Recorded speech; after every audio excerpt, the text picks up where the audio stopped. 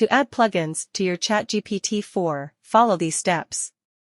Click on your account name on the left lower corner over here.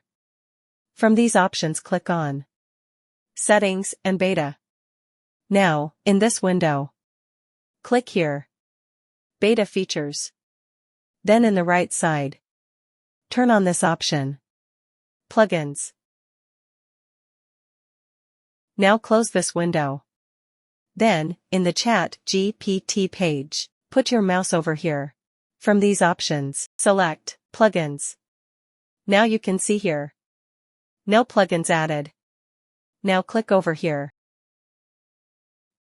Then click on Plugin Store.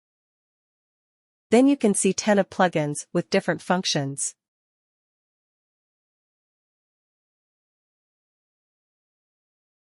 Install the plugins you want to use.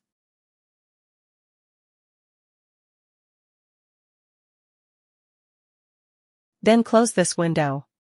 Now, before typing your prompt, click on GPT-4. Make sure that you have selected Plugins.